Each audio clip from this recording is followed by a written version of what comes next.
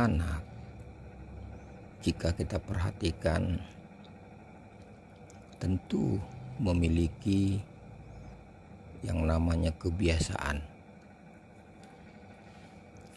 Dan kalau kita perhatikan lebih seksama, kebiasaan ini seiring dengan waktu akan berubah sesuai dengan usia anak tersebut. Selamat pagi. Kita berjumpa kembali dalam acara Kabar Injil. Tema kita kali ini saya beri judul Kebiasaan Hidup Manusia Baru. Untuk bacaan kita terambil dari kitab Roma pasal 6 ayat 15 sampai 23. Dan saya akan membacakan pada ayat yang ke-19b. Waktu sekarang, kamu sekarang harus menyerahkan anggota-anggota tubuhmu menjadi hamba kebenaran yang membawa kamu kepada pengudusan. Untuk menjadi murid Kristus yang sejati, kita harus melatih diri dan mengembangkan kebiasaan-kebiasaan hidup yang baik dan benar, mulai dari hal bertutur kata, sikap, cara berpikir, dan juga perilaku kita sehari-hari. Karena di dalam Kristus kita adalah ciptaan baru, yang lama sudah berlalu, sesungguhnya yang baru sudah datang. Kita harus berkomitmen untuk meninggalkan kebiasaan-kebiasaan hidup lama yang tidak sesuai dengan firman Tuhan dan melatih diri membentuk kebiasaan hidup yang baru. Itu pun kita harus lakukan dengan sukarela tanpa ada paksaan dari pihak lainnya. Kita tidak lagi menyerahkan tubuh kita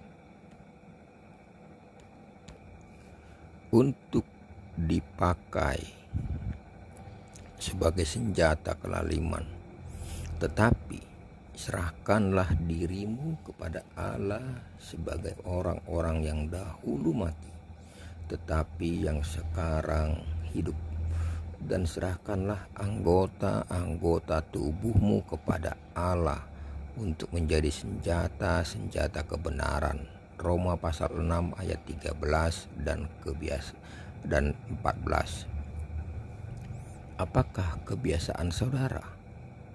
Mungkin ada yang setelah bangun minum kopi dan terbiasa meminum kopi sambil membaca koran, atau sepulang kantor nongkrong dengan teman-teman di kafe atau nonton sinetron di TV berjam-jam, atau kalau tidur selalu mendengkur dan lain-lain. Definisi kata kebiasaan menurut Kamus Webster adalah kecenderungan melakukan aktivitas tertentu secara terus-menerus atau berulang-ulang. Latihan atau praktek yang dilakukan secara konsisten dan kontinu. Kebiasaan adalah hasil dari tindakan yang dilakukan secara rutin dan berulang-ulang. Kebiasaan inilah yang membentuk karakter kita. Kepada jemaat di Kolose, Rasul Paulus menasihatkan agar mereka menanggalkan manusia lama serta kelakuannya dan telah mengenakan manusia baru yang terus-menerus dibaharui. Kolose 3 ayat 9 dan 10.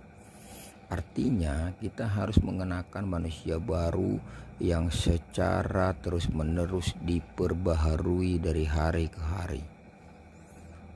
Lalu hal-hal apa saja yang harus kita biasakan atau latih supaya menjadi pola hidup kita? 1. Bersaat teduh. Menyediakan waktu secara pribadi, secara rutin untuk bersekutu dengan Tuhan, membaca dan merenungkan firman-Nya. Lalu yang kedua, berdoa senantiasa. Lukas 18 ayat yang pertama memberikan persepuluhan kepada gereja di mana saudara berjemaat. Maleakhi 3 ayat 6 dan 12. Keempat, harus rajin berjemaat atau ke gereja. Maleakhi, maksud saya Ibrani pasal 10 ayat 25. Lalu mengasihi saudara seiman.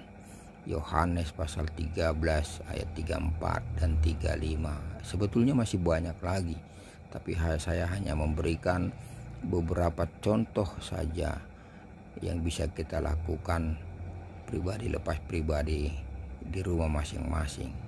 Pertanyaannya sekarang adalah, sudahkah kita memiliki kebiasaan hidup yang benar, yang menunjukkan ciri diri kita sebagai orang percaya? Ini pertanyaan yang ditujukan untuk diri kita semua, tidak menunjuk kepada siapapun, tetapi mengintrospeksi diri kita.